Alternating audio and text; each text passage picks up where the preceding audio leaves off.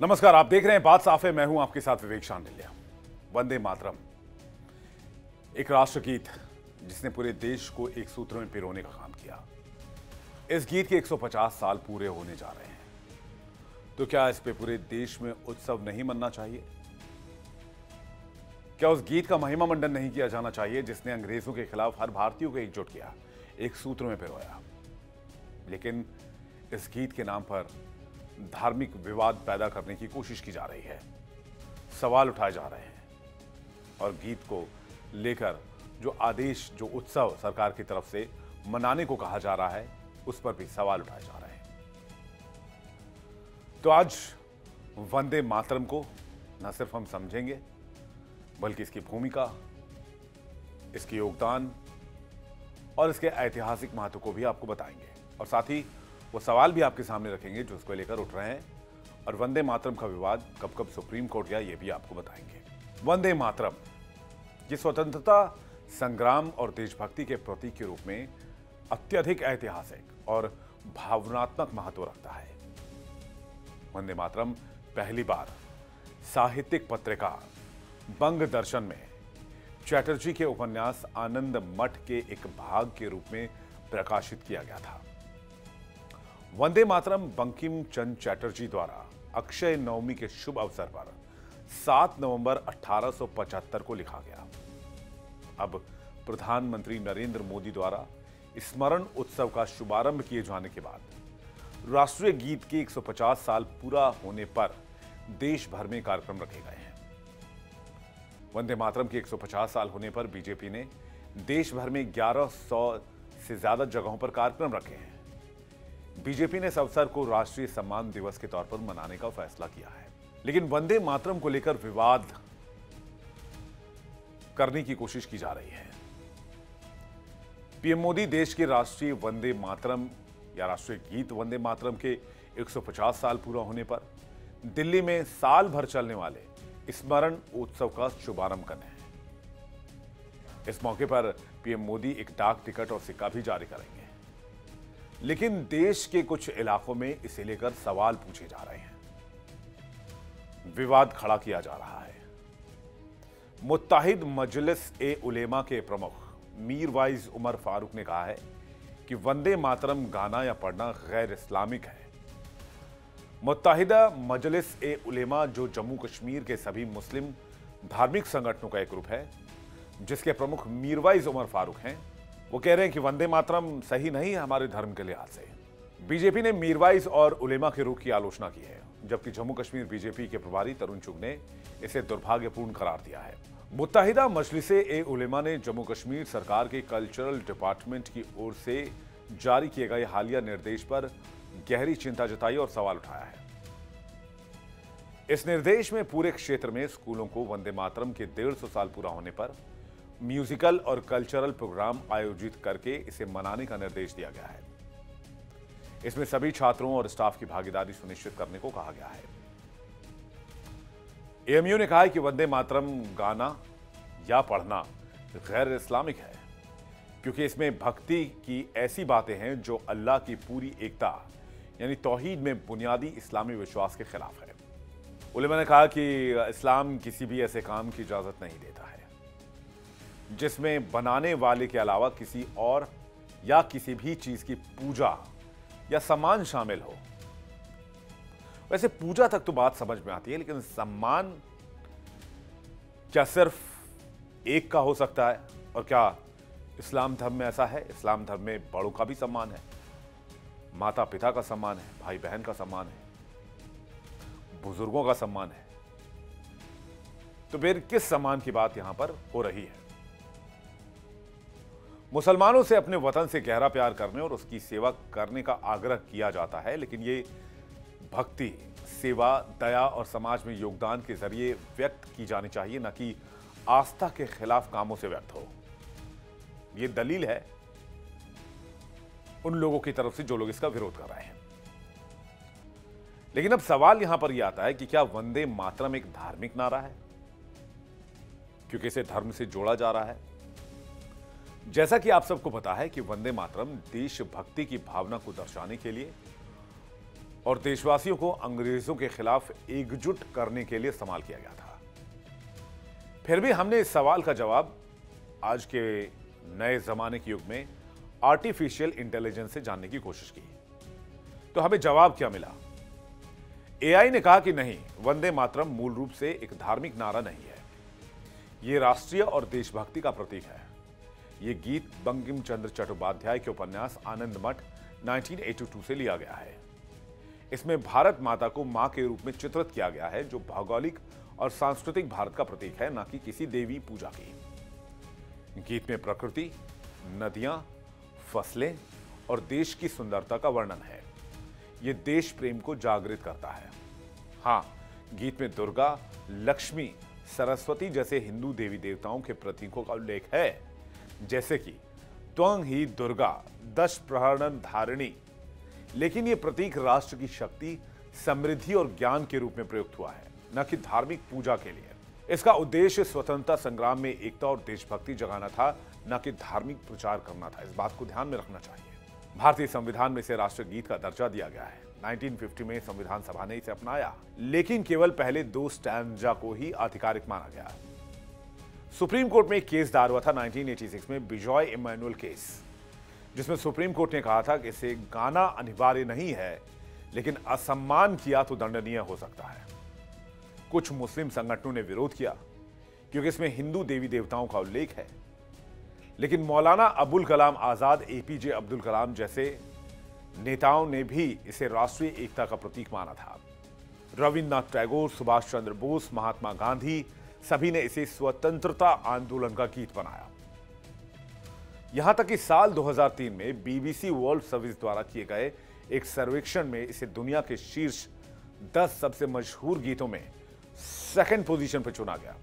वैसे आपको यह भी बताएं कि वंदे मातरम का विवाद सुप्रीम कोर्ट की दहलीज तक भी गया है, जिसमें से एक का जिक्र भी हमने आपके सामने किया। इससे जुड़ी एक याचिका पर सर्वोच्च न्यायालय ने फैसला दिया था कि अगर कोई व्यक्ति राष्ट्रगान का सम्मान करता है पर उसे गाता नहीं है, तो इसका यह आशय नहीं है कि वो इसका अपमान कर रहा है। इसलिए इसे नहीं गाने के लिए किसी व्यक्ति को दंडित अथवा प्रताड़ित नहीं किया जा सकता है। चूंकि वंदे मातरम राष्ट्रगीत है, इसलिए इसको जबरन गाने के लिए मजबूर करने पर भी यही नियम लागू होगा। साल 2017 में उत्तर प्रदेश में वंदे मातरम को लेकर विवाद हुआ। कई शहरों में इसको गाए जाने को लेकर विवाद होने लगा था, खासकर इलाहाबाद, जो कि प्रयागराज के नाम से जाना जाता है, और मेरठ नगर निगम में इसे गाने को लेकर विवाद हुआ। साल 2023 में भी महाराष्ट्र में वंदे मातरम को लेकर विवाद हुआ। तब अबू आजमी ने ही राज्य विधानसभा में वंदे मातरम गाने से इनकार कर दिया था। उनका तर्क वही था कि अल्लाह के अलावा इस्लाम में किसी और के आगे झुकने की इजाजत नहीं है। लेकिन अब यहां एक जरूरी सवाल, देशभक्ति या धर्म को एक ही सांचे में डालना या एक ही चश्मे से देखना क्यों जरूरी है? जब भी बात देशभक्ति की होती है तो या भारत माता की जय बोलने की आती है, तो एक धर्म विशेष का धर्म ही आड़े क्यों आता है? जब देश है तभी तक धर्म को मानने और पालन करने की आजादी है, यह हमें समझना होगा। क्योंकि जब देश और देशभक्ति ही नहीं होगी तो फिर धर्म की आजादी के मायने क्या रह जाएंगे? बात साफे में फिलहाल इतना ही। चलते हैं न्यूज रूम और करते हैं इस पर डिटेल से चर्चा।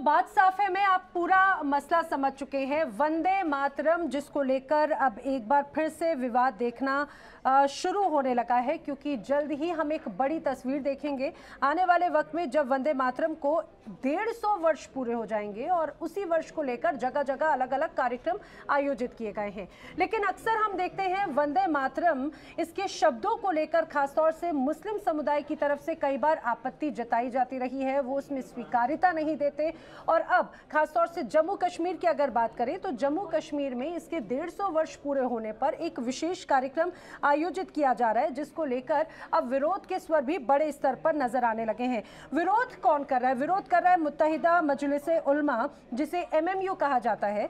वो ये कह रहे हैं कि भाई जिस तरह से इसको इस कार्यक्रम में सभी के शामिल होने की अनिवार्यता है वो नहीं होनी चाहिए।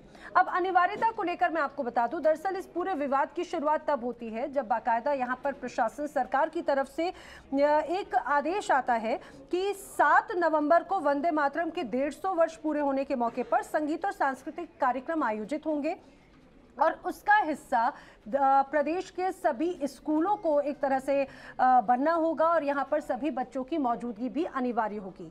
अब बस जैसे ही आदेश आया उसके बाद में बड़े स्तर पर नाराजगी देखने को मिली और नाराजगी देखने को मिली है एमएमयू की तरफ से। वो बार बार कह रहे हैं कि ये इस्लाम की आत्मा या फिर इस्लाम की या शरीयत की खासतौर से जो उनकी सीख है या शरीयत से मेल नहीं खाते विचार, इसीलिए इस तरह की कोई भी रिवायत का वो हिस्सा नहीं बनेंगे और ना ही बनने देंगे। अब बार बार विरोध प्रदर्शन हो रहे हैं और इसी विरोध प्रदर्शन के चलते सरकारों पर, वहां के प्रशासनिक अमले पर यह दबाव बनाने की कोशिश की जा रही है कि ये शरीयत और इस्लाम पर जबरदस्ती थोपा जाने वाला एक आदेश है जिसका पालन नहीं किया जाएगा।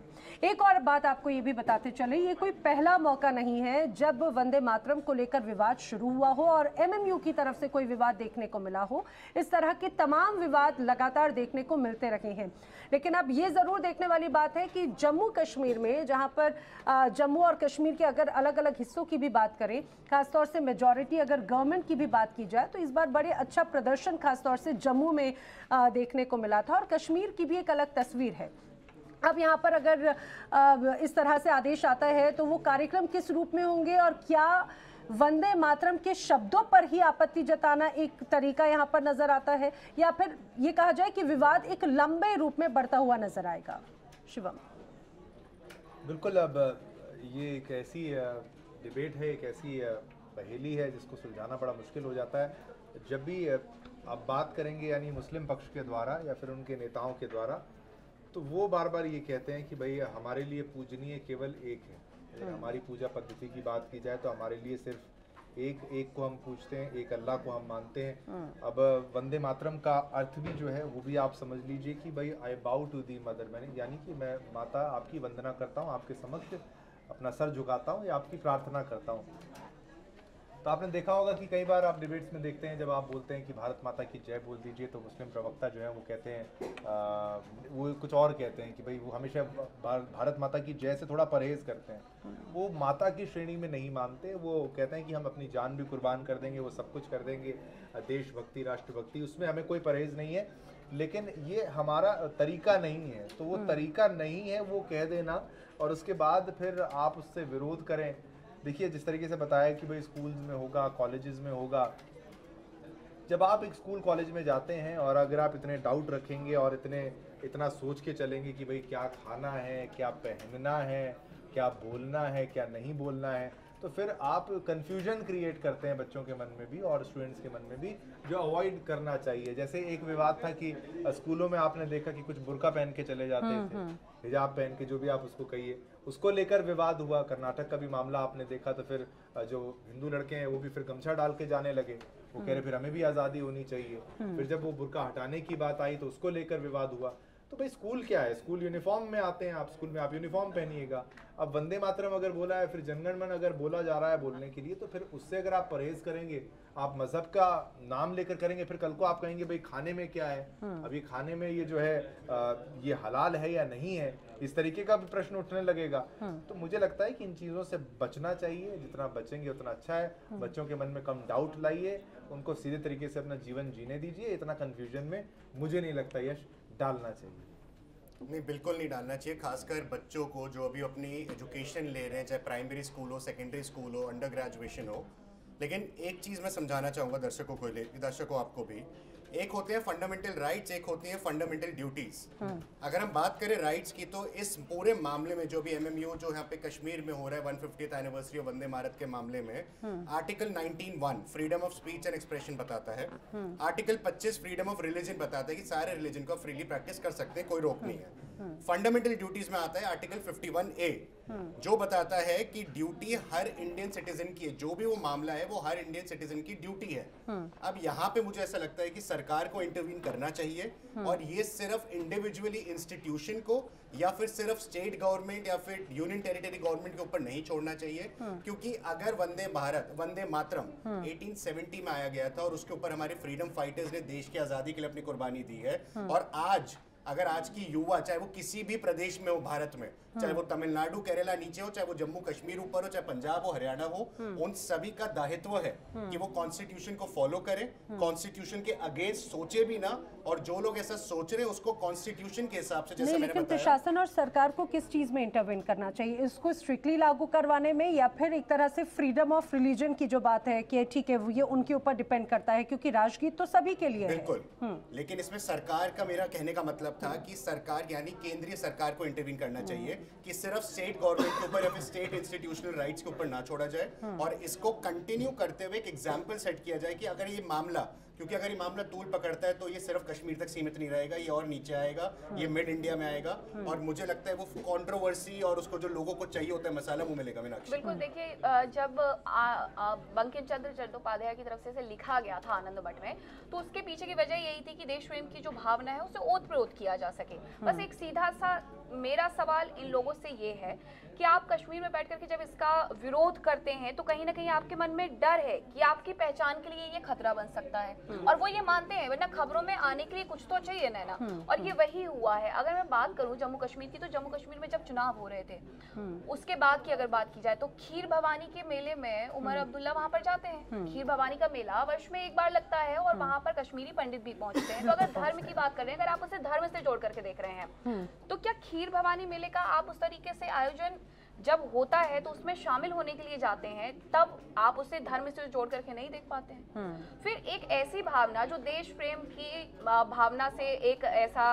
जो राष्ट्रगीत है वो देश प्रेम की भावना आपके अंदर बढ़ाता है, तो बच्चों को उसे पढ़ने से रोकना, और क्या बच्चे रुकना चाहते हैं, पहले ये तो स्पष्ट करिए कि क्या बच्चे भी चाहते हैं कि उसका विरोध हो? वो तो विरोध नहीं कर रहे हैं, विरोध करने वाला कोई और है ना। देखिए, लेकिन हमें ये भी समझना चाहिए खासतौर से विरोध की वजह मुख्य तौर पर क्या नजर आती है। हमेशा से कई ऐसे तमाम बड़े बड़े इस्लामिक स्कॉलर से जब हमने इस मसले पर कई बार बातचीत की, तो वो ये कहते हैं कि भाई जिस तरह के शब्दों का इस्तेमाल या फिर वंदे मातरम गीत में जो शब्द शामिल किए गए हैं, दरअसल उसमें हम सभी भारत में एक तरह से भूमि को माता के रूप में देखते हैं, धरती को माता के रूप में पूजते हैं, और यही वजह है कि जिन शब्दों को जैसे वंदे मातरम का जिक्र करते हैं, शुजलाम शफलाम का जिक्र करते हैं, अब इसमें ये तमाम तरह के जो इस्लामिक स्कॉलर हैं वो कहते हैं भाई इस्लाम में ये एक तरह से गैर इस्लामी शब्द हैं। वो कहते हैं इसमें ऐसे भाव है जो इस्लाम के मूल सिद्धांत से मेल नहीं खाते। अल्लाह एक है और उसके खिलाफ अगर वो किसी और को पूजनीय बताते हैं तो वो उनकी शरीयत में एक तरह से वो पाप की श्रेणी में आता है, और बार बार इसी को ही लेकर एक लंबी बात होती है। लेकिन जैसा आप मीनाक्षी कह रही थी कि जब अगर यहाँ पर उमर अब्दुल्ला, फारूक अब्दुल्ला पहुँचते हैं, तो मुझे लगता है कि ये भी समझना होगा कि राजनीति धर्म और राष्ट्र धर्म ये दोनों अलग अलग हो जाते हैं, और वो दोनों समय समय पर इस्तेमाल होते हैं अलग अलग हथियार के रूप में। शिवम, कि राजनीतिक धर्म जो होता है वो अपनी राजनीति चमकाने के तौर पर भले ही उसका इस्तेमाल वहाँ पर करते हो, लेकिन बात यहाँ पर एक तरह से एग्जिस्टेंस की होती है। और अगर देखा जाए कि विरोध करने का तो हमेशा से शरीयत में कई मुस्लिम स्कॉलर्स तो ये भी कहते हैं कि भाई उसमें भी यही कहा जाता है कि हमेशा माँ के चरणों के नीचे जन्नत के रूप में उनको देखा गया, और शरीयत में भी माँ को सबसे उच्च स्थान पर दिया गया है। तो फिर इस तरह की राजनीति क्यों? ये तो किसी ने नहीं कहा कि जो धरती माता है वो हिंदुओं की माता है या मुस्लिमों की माता है। ऐसा भी है कि कई बार होता क्या है, अब कश्मीर में एक ये वाली मनगढ़ंत कहानियां लोगों के मन में बनाई जा रही हैं कि जैसे धारा 370 को निरस्त कर दिया गया, अगर आप इसे स्वीकार कर लेंगे तो हम पूरी तरीके से भारत का हिस्सा हो जाएंगे। क्योंकि ये बात किसी से छिपी नहीं है कि कहीं ना कहीं कुछ लोग ऐसे हैं जो वहां पर लोगों को भड़काते हैं कि मीनाक्षी, बात है कि विरोध जो है ठीक है, अभी यहाँ से विरोध का बड़ा जो इस तरह सुनाई दे रहा है हमें जम्मू कश्मीर से, लेकिन पूरे भारत के अलग अलग हिस्सों में भी बड़े स्तर पर हमेशा विरोध करते रहे। बिल्कुल बिल्कुल, और ये विरोध है, विरोध आगे भी होगा, लेकिन ये एंडलेस डिबेट है जहाँ तक मुझे लगता है। लेकिन फिर वही जिस तरीके से उन्होंने शुरुआती दौर में कहा था कि भाई आपके क्या फंडामेंटल राइट्स हैं, क्या फंडामेंटल ड्यूटीज़ हैं, ड्यूटीज़ जो आपको निभानी है, राइट्स जिसकी भी एक सीमा होती है कि भाई कोई भी राइट एब्सोल्यूट नहीं होता कि आप सोचें कि मुझे हर चीज़ का राइट है। मैं राइट टू एक्सप्रेशन, स्पीच अगर आप करें तो आप आके कुछ भी नहीं बोल देंगे, लेकिन लिखत में तो काफी सारे रूल्स हैं, काफी सारे कॉन्स्टिट्यूशनल राइट्स हैं। हकीकत सबको मालूम है पूरे वर्ल्ड में, सिर्फ मैं इंडिया की बात नहीं कर रहा, मैं सिर्फ जम्मू कश्मीर अकेले प्रदेश या प्रांत की बात नहीं कर रहा।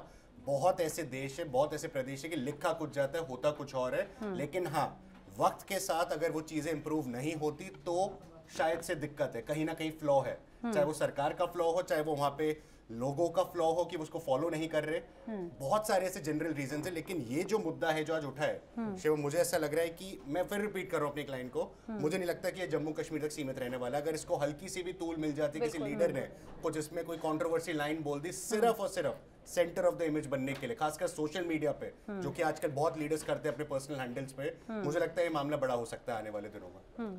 बिल्कुल साफ तौर पर बात वही है कि वो अपनी इबादत में कोई ऐसी शब्दावली या फिर कोई ऐसे शब्द नहीं लाना चाहते, क्योंकि वो एक अल्लाह, एक ईश्वर की पूजा करते हैं और वो इसको गैर इस्लामी बताने का प्रयास जो है वो किया जा रहा है। उसका पाठ करना इस्लाम के मुताबिक गैर इस्लामी है, क्योंकि इसमें कुछ ऐसी लाइंस हैं, कुछ ऐसे भाव हैं जो इस्लाम के मूल सिद्धांत यानी अल्लाह एक है के खिलाफ एकदम उलट है। तो ये कारण है कि भाई हम ये इसको पूजा के तौर पर वो मानते हैं। और ये आप सोचेंगे तो हमारे लिए तो राष्ट्रभक्ति पूजा ही है, भक्ति है। राष्ट्र प्रेम एक हमारे लिए धरती माँ है, हमारे लिए भारत माता है। नैना, मैं इसमें एक और बात जोड़ना चाहूंगी। जब हम स्कूल में पढ़ते थे तो हमारे साथ जो मुस्लिम बच्चे पढ़ते थे, क्या कभी उन्होंने इस चीज का विरोध किया? मुझे कभी याद नहीं आता, क्योंकि हमारे स्कूल के टाइम पे भी ऐसा कभी नहीं किया। क्यों? क्योंकि उन्हें इस बारे में इस तरीके से नहीं बताया गया। उनके लिए ये था कि जब आप राष्ट्रगान का या राष्ट्रगीत का उच्चारण कर रहे हैं तो आप अपने देश प्रेम की भावना को वहां पर जाहिर कर रहे हैं, आप अपने देश को आगे रख रहे हैं। लेकिन यहाँ पर बस बात वही हो जाती है कि धर्म की आड़ में लोगों को बरगलाया जा रहा है। बिल्कुल। और एक और बात इसमें जरूर ऐड करना चाहूंगी मैं, जैसा कि मीनाक्षी ने भी कहा कि हमने भी जब स्कूल में अपने क्लासमेट्स के साथ में, उसमें सभी धर्मों के लोग होते थे, कभी इस तरह से विरोध नहीं देखा। लेकिन विरोध कब कब हुआ वंदे मातरम को लेकर और किस तरह से बदलाव किए गए, ये भी हमारे दर्शकों को पता होना चाहिए। 1937 के वक्त में जमकर विरोध हुआ इनकी पंक्तियों को लेकर। वंदे मातरम में जिन पंक्तियों का जिक्र किया गया था, तो कांग्रेस वर्किंग कमेटी ने पहले 2 छंदों को मंजूरी दी और उसके बाद में जिसमें दुर्गा का जिक्र था, हथियार वाले जिक्र थे, उसे हटा दिया गया। उसके बाद में जब ये बहुत विरोध बढ़ता चला गया तो जो रचयिता थे 1937 में, उनकी सलाह ये थी कि भाई ये जो गीत है उसको धर्म निरपेक्ष बनाया जाए, उसको इस रूप में ना देखा जाए कि ये कोई हिंदू, मुस्लिम, सिख, ईसाई से जुड़ा हुआ है। हालांकि फिर एक तरह से देवी उपासना वाला जो छंद था उसे हटाने की बात हुई। लेकिन इतना ही नहीं, 1900 मैं इसी की जो गीत धर्मनिरपेक्ष और देवी उपासना का जो जिक्र है उसका ही जिक्र हुआ। हाँ। और फिर 1950 के वक्त में 24 जनवरी को संविधान सभा में भी इस बात का जिक्र हुआ। राष्ट्रीय गीत का जब इसे दर्जा दिया गया, लेकिन जनगण मन को एक तरह से गान बनाया और ये कहा गया कि ये अनिवार्य नहीं है, केवल सम्मान के लिए। लेकिन सिर्फ ये विरोध या ये बदलाव सिर्फ 1950 तक नहीं, 1986 हो या फिर 2000 का सन, इस दौरान भी सुप्रीम कोर्ट तक ये मामला पहुंचा था और तब वहां पर भी ये चीज हुई कि गायन अनिवार्य नहीं है, ये धार्मिक भावनाओं का सम्मान जरूरी होता है और इन सारी चीजों को ध्यान रखना चाहिए। लेकिन तब से लेकर अभी तक हम हर स्तर पर देखते हैं अनिवार्यता कई बार थोपने की कोशिश की जाती है, कई बार जैसे ही वंदे मातरम का जिक्र होता है तो उसमें बदलाव करने की मांग समय समय पर की जाती है। शिवम, बदलाव की मांग की जाती है, पर ये बदलाव जैसा आपने शुरुआती स्टेटमेंट में कहा कि स्कूल्स में क्या ये है या नहीं है, बिल्कुल नहीं होता। अब ये इस विचारधारा को क्या कहा जाए, इसको राजनीति से दूर रखना चाहिए, मुझे तो ये लगता है। और आप ये देखिए, जब आप स्कूल में होते हैं तो आप क्रिसमस भी मनाते हैं, तो क्या आप अपने बच्चों को ये बोल देते हैं कि भाई नहीं आपको क्रिसमस नहीं मनाना है? क्या आप ये बोल देते हैं कि नया साल नहीं मनाना है? या फिर क्या आप ये कैलेंडर फॉलो नहीं करते क्योंकि ये तो ग्रेगोरियन कैलेंडर है, ये तो ब्रिटिश कैलेंडर या फिर अंग्रेजों का कैलेंडर है, फिर तो आप भारतीय जो कैलेंडर है उसके अनुसार आप करेंगे? क्या आप ये करना चाहते हैं? तो ये आपको एक एंडलेस डिबेट की ओर आगे बढ़ाएगा। और कितने ही देश हैं, आप देखिए, चाहे इस्लामिक मुल्क भी वहां पर हैं, तो वहां पर बड़ा एक सद्भाव के साथ सब लोग रहते हैं। मेन बात है कि आप मन में ये जहर ना बोएं तो ज्यादा अच्छा है, मन में डाउट ना क्रिएट करें तो ज्यादा अच्छा है। आप जो हैं, आपका मजहब आपसे कोई छीन नहीं सकता। ये भारत में आजादी है आपको अपने धर्म के पालन करने की और उसका प्रचार तक करने की। लेकिन अगर आप ही छोटी छोटी बातों को उठाएंगे तो फिर आप ही समाज से अलग होते जाएंगे। फिर कल को आप ये ना कहें कि भाई हमारे साथ भेदभाव हो रहा है। आप खुद ही इसकी शुरुआत कर रहे हैं महज अपने राजनीतिक हितों के लिए या फिर अपने लाभों को साधने के लिए। तो ये मुझे लगता है थोड़ा सा गलत है। मीनाक्षी। मुझे ऐसा लगता है कि अगर समझाने वाला सही दिशा में बच्चों को लेकर के जाएगा तो वो समझा सकता है, लेकिन अगर भटकाने वाले बहुत हो तो राह में रोड़े आते हैं। जम्मू की एक जगह है, डोडा जिला है, डोडा में वहां पर मदरसे में राष्ट्रगान होता है।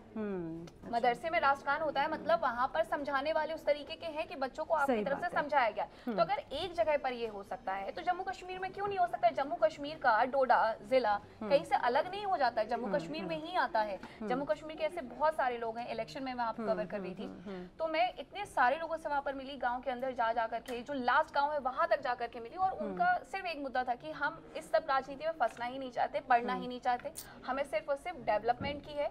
और डेवलपमेंट अगर हो रहा है तो हमें किसी चीज से कोई फर्क नहीं पड़ रहा है। मुझे लगता है मूल भावना होनी भी चाहिए। बिल्कुल, हम राष्ट्रगीत का सम्मान करते हैं, हम राष्ट्रगान का सम्मान करते हैं, हमें भारत माता की जय के जयकारे लगाने में कोई दिक्कत नहीं है। ये उनके शब्द थे। खासकर ये बात सुन के मुझे एक बस सिंपल लाइन में इसको न्यूज़ रूम के डिबेट को यही समाप्त करना चाहूँगा मैं भी, कि मुझे लग रहा है ये पॉलिटिकल और रिलीजियस का एक क्लासिक एग्जाम्पल है जो कि हमारे इतिहास में खासकर भारत के इतिहास में ऐसी घटनाएं घटती रही, जैसा भी नैना आपने भी बताया था। तो मुझे लग रहा है ये एक और वैसा इतिहास के पन्नों में एक चैप्टर ना जोड़ा जाए, इसको यहीं पर ही खत्म किया जाए। और हम तो यही ज्ञान दे सकते हैं, हम यही बता सकते हैं अवेयरनेस के तौर पर कि रिलीजन सारे इक्वल हैं, सबको सब प्रैक्टिस करने की अनुमति है, लेकिन फंडामेंटल कॉन्स्टिट्यूशनल राइट्स और ड्यूटी वो सब भारतीयों के लिए जिनके पास भारत का पासपोर्ट है, जो भारतीय हैं, उनकी सेम रहेंगी। फिलहाल न्यूज़ रूम की चर्चा में इतना ही, लेकिन आप खबरों के लिए, लेटेस्ट खबरों के लिए बने रहिए इंडिया डेली पे। एक छोटे से ब्रेक का वक्त हो गया है।